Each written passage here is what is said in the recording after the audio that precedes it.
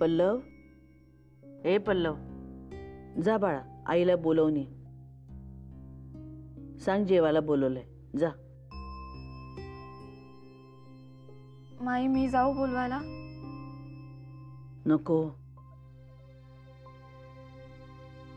साक्षी, तू तरी जा.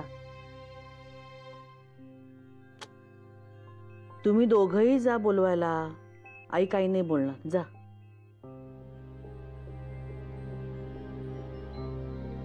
आम्ही दादाला यायला आज उशीर होणार आहे का? हो.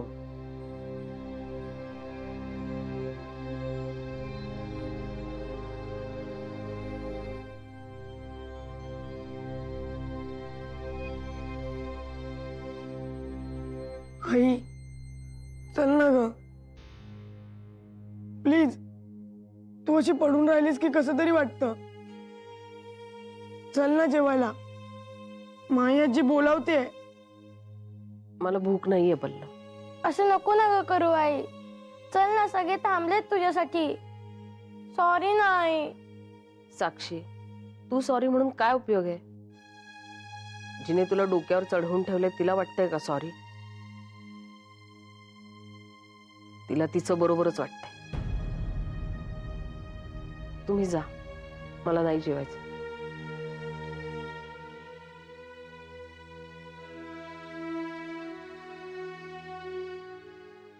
माई आजी, आई नाही येते. ती म्हणते की. काय म्हणाली? मी तिला खूप सॉरी म्हणाले तरी ती म्हणते की. ती म्हणते जिने सॉरी म्हणायला हवंय तीच म्हणत नाहीये.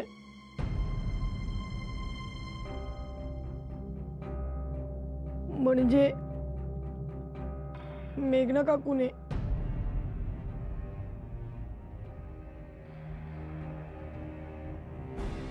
मग बरोबर आहे ना तिचं. मेघनाने सॉरी म्हणायलाच हवंय. अर्चू,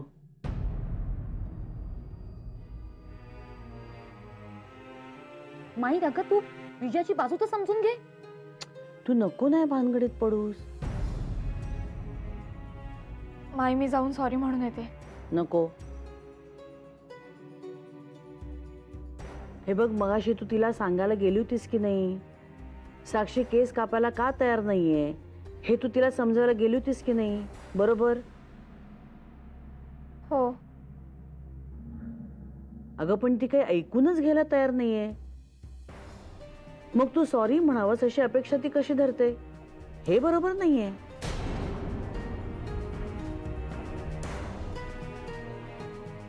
पण माई काय हरकत आहे मी सॉरी म्हटलं तर? त्यानं चुकीचा पायंडा पडेल. पण माई आहो, मी लहान आहे त्यांच्याहून. हे बघ, प्रश्न लहान आणि मोठ्याचा नाहीये मेघना. सॉरी म्हणणाऱ्याला आणि म्हणवून घेणाऱ्याला या शब्दांचा अर्थ कळला पाहिजे.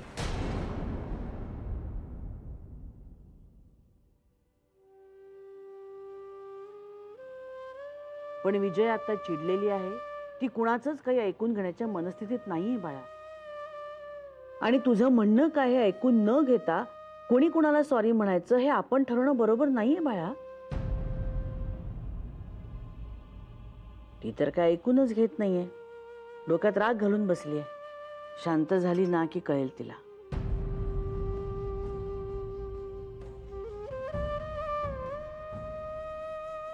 चला तुम्ही जेवायला बसा.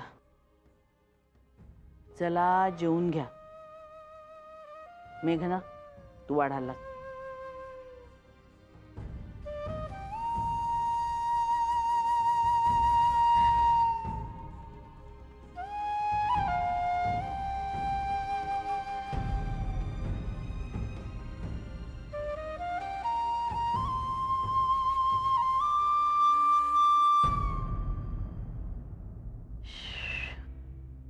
आमचं सगळं आटपलं तरी विजया काय आली नाही हो जेवायला. अजून राग धरून बसलेली आहे डोक्यात. अमित यायचा आहे ना अजून? हो. तो आल्यावर जेवेल त्याच्याबरोबर. हो, पण तोपर्यंत बाईसाहेबांचा राग गेला पाहिजे ना. अहो, मेघना तिला इतकं समजावून सांगतेय, माझं जर ऐका ताई, ऐकून घ्या माझं. पण ही पट्टी काय ऐकायलाच तयार नाहीये. मला त्याचीच काळजी वाटते. म्हणजे माणूस एकदा समोरच्याचं काही ऐकूनच घ्यायचं नाही अशा अवस्थेत गेला ना की संवाद संपतो ग.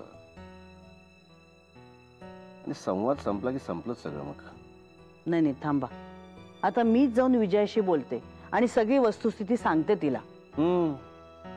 कसं आहे, तुझ्या वडिलकीचा मान म्हणून त्यांच्यात गोडी व्हायला नकोय. त्यांचं त्यांना कळू दे, समजू दे. प्रत्येक बाबतीत आपण नाही मध्ये पडायचं. समजे? समजे.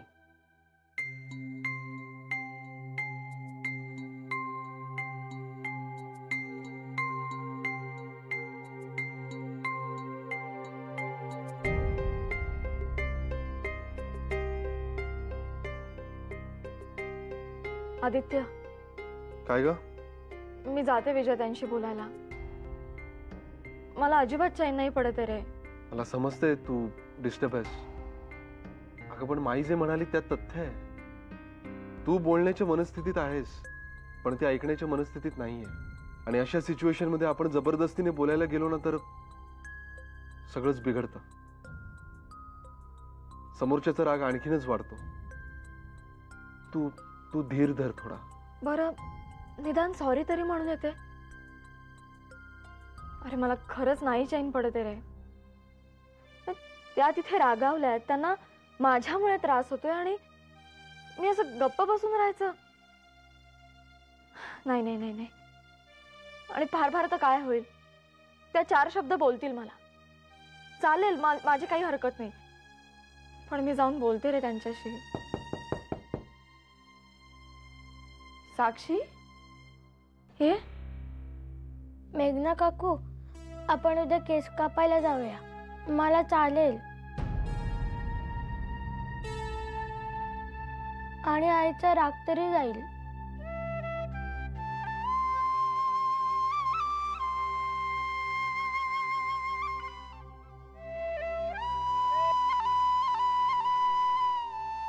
साक्षी,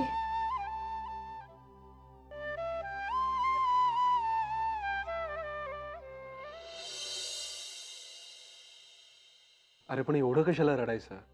आम्ही आहोत ना सगळे आईची समजूत घालायला. तेच तर. आणि आता बाबा पण येतील.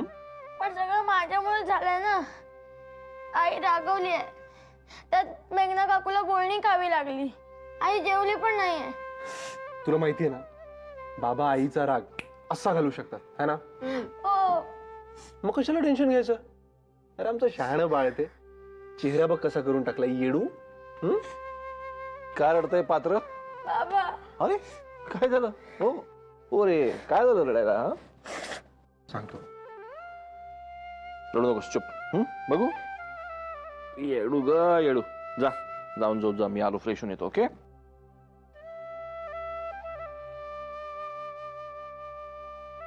काय झालं रे?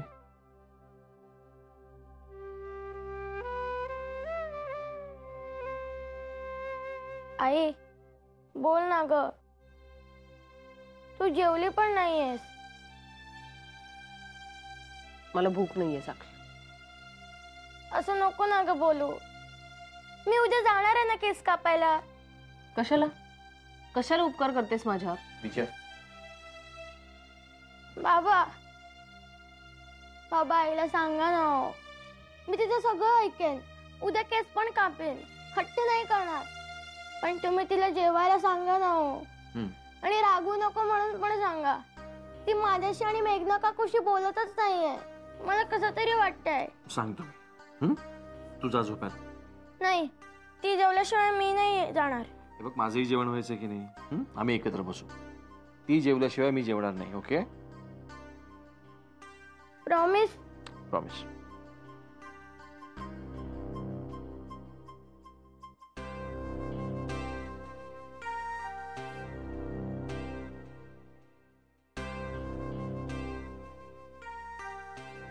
विजय, काय वेडेपणा.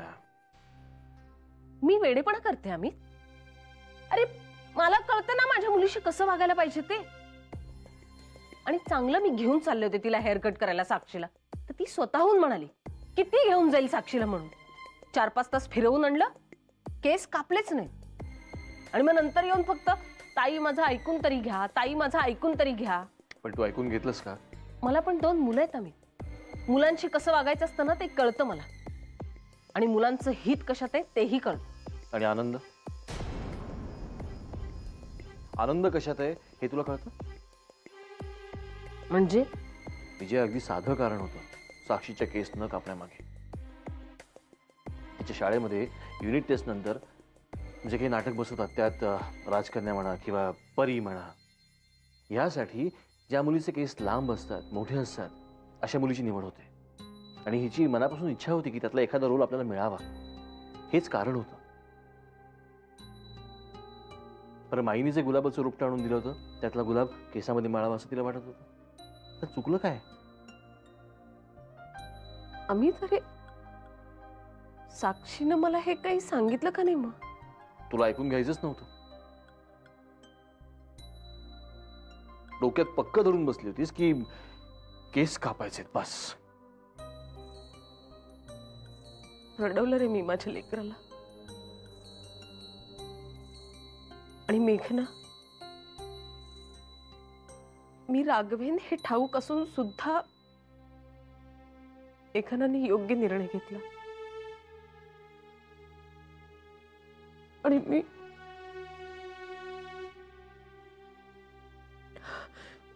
मात्र नको नको ते बोलले मेघनाला.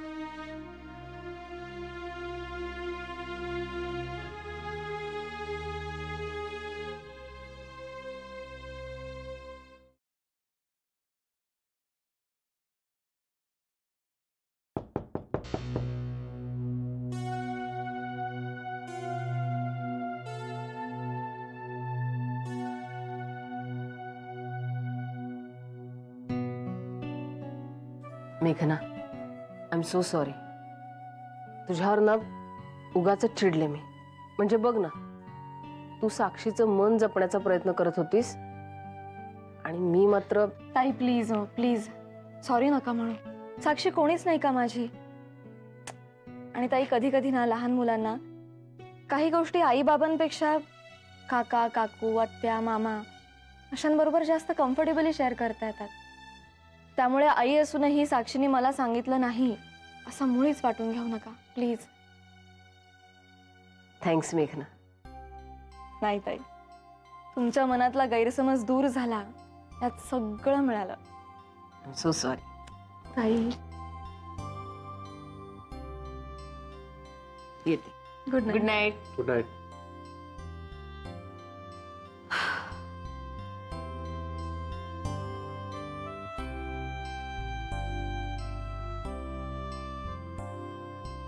मग थांबली ना तुझी तळमळ? हो, मी म्हणालो होतो ना. नाही नाही,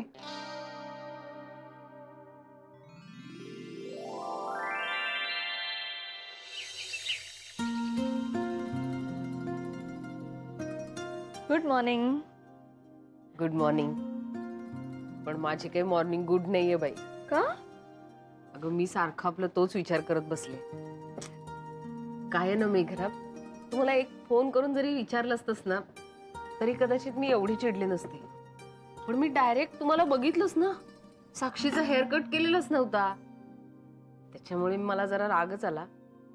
पण तरी मी अगदीच वेड्यासारखी वागले का तुझ्याशी? अहो ताई, जाऊ दे ना आता. झालं गेलं, गंगेला मिळालं. विसरून जाओ. आणि मला सांगा, कोण वेड्यासारखं वागत नाही? मी तर किती वेळा वेड्यासारखी वागले. तेव्हा तुम्ही समजून घेतलंच की नाही मला? काय ग मेघना? नाही, समजावण्याच्या बाबतीत तू पक्की देसाई होत चालली आहेस.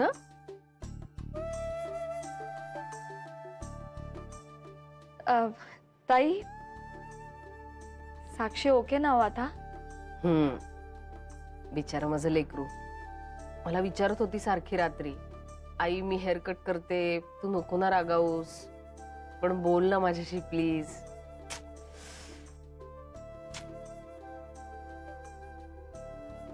ताई, आता तुम्ही माझ्यासारख्या रडूबाई होऊ नका प्लीज. ये तू काय रडूबाई नाहीस काही, चांगली झाशीची राणी आहेस की. काहीतरीच काय. अरे वा, झाली का दिलजमाई जावाजावांची? हो बाई. छान छान. नाही म्हणजे माझंच जरा चुकलं ना. नाही ग विजया, खर तर चुकलं कुणाचंच नव्हतं, परिस्थिती चुकीची होती बस. आणि त्यावर तू चिडलीस, रागवलीस, अबोला धरलास, एवढंच तुझं चुकलं काय ते. अगं अशा चुका काय वारंवार होणारच आपल्या हातून. माई माई माई काय करताय? अगं माणूसच आपण, चुका होतच राहणार. कोणीच सर्व गुण संपन्न नसतो, कळलं ना? हे चक्र असंच चालू राहणार. कोणीतरी चुकणार, मग कोणीतरी सॉरी म्हणणार, मग कोणीतरी माफ करणार. ह्याच्यातून आपण शिकायचं काय? त्याच्यातून मिळणारं प्रेम शोधायचं आणि ते जपायचं असतं. आपण एकमेकांवरचा विश्वास गमवायचा नसतो. हो माई. मला एक सांगा, खरंच इकडे कोणी सुद्धा आलं नव्हतं? मी इथे असेपर्यंत तरी कोणी आलं नव्हतं.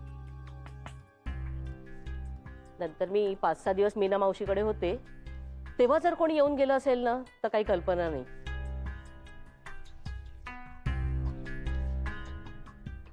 अहो, श्री स्वामी कोळवले महाराजांनी त्यांचं पुण्य पणाला लावून आपला त्रास, आपलं दुःख स्वतःवर घेतलं होतं आणि तुम्ही हे घर सोडून गेलात.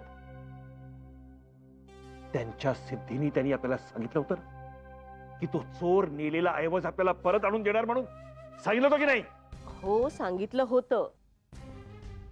अहो, पण असे चोर जर ऐवज परत करायला लागले ना तर मग बघायलाच नको.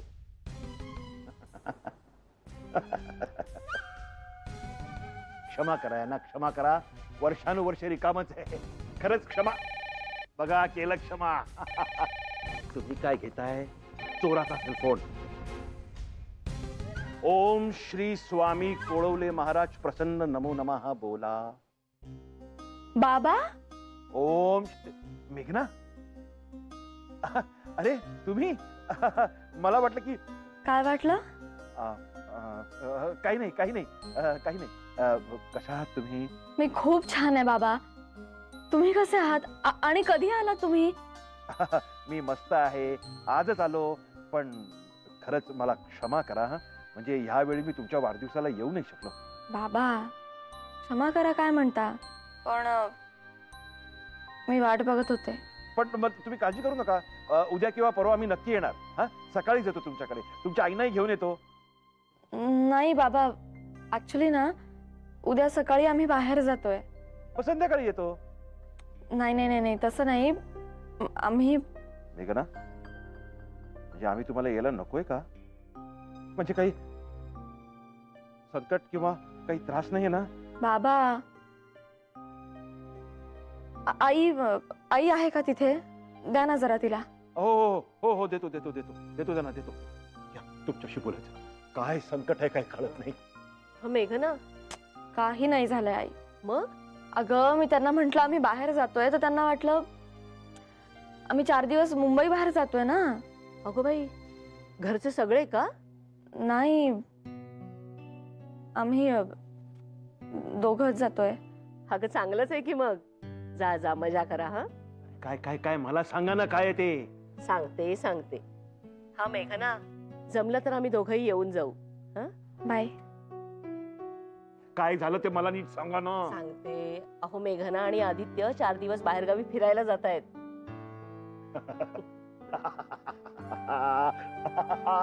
ओम श्री कोळवले महाराज प्रसन्न नमो नमः नमो नमः नमो नमः.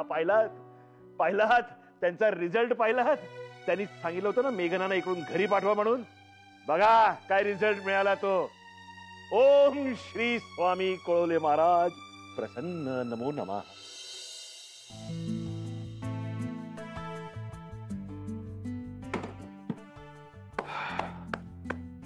एक बॅग पुरेल ना मेघना?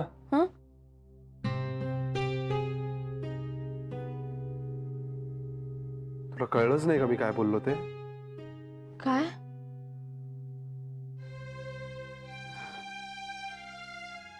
खूप धडधडतंय रे. आपण कॅन्सल करायचं का जाणं?